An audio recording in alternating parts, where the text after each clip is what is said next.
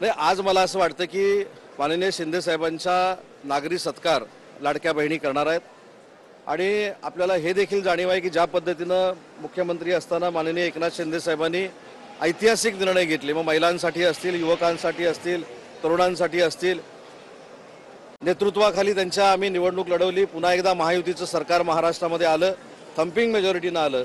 परंतु या सगळ्या धामधुमीमध्ये लाडक्या बहिणींनी एकनाथ शिंदे साहेबांचा जो आजचा सत्कार करायचा ठरवलेला आहे, मला असं वाटतं की त्यांनी एकनाथ शिंदे साहेबांना दिलेली ही प्रेमाची पोचपावती आहे. रायगड नाशिकच्या पालकमंत्री पदाचा तिढा आता म्हणजे मुख्यमंत्री महाराष्ट्रात आल्यानंतर तरी सुटणार आहे का? कारण अनेक ठिकाणी आता पुन्हा एकदा पालकमंत्री पदासाठी रस्सीखेच सुरू झाले.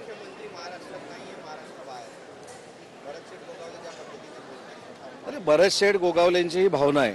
मी भरत शेठ गोगावलेंना गेले 15 वर्ष राजकारणामध्ये ओळखतो. एक मनाचा मोठेपणा दाखवणारा नेता एकनाथ शिंदे साहेबांच्या नेतृत्वाखाली काय काम करू शकतो हे आपल्याला देखील सगळ्यांना माहिती आहे. अतिशय सर्वसामान्यांमधनं नेतृत्व ते विकसित झालेलं आहे. एकनाथ शिंदे साहेबांनी त्यांना ताकद दिलेलं आहे आणि म्हणून आम्ही अपेक्षा करणं काही चुकीचं नाही. कारण मी त्या रायगड जिल्ह्याचा 2.5 वर्ष पालकमंत्री होतो आणि 2.5 वर्ष पालकमंत्री असताना शिवसेनेचा पालकमंत्री होतो आणि अनेक वेळा हेच ठरलेलं होतं की माननीय भरतशेठ गोगावले हेच रायगडचे पालकमंत्री होतील. याबाबत माननीय देवेंद्रजी, एकनाथ शिंदे साहेब आणि अजितदादा, देवेंद्रजी परदेशातनं आल्यानंतर चर्चा होईल आणि मला असं वाटतं की भरत शेठनी एखादी भूमिका मांडणं ही अयोग्य आहे असं वाटत नाही.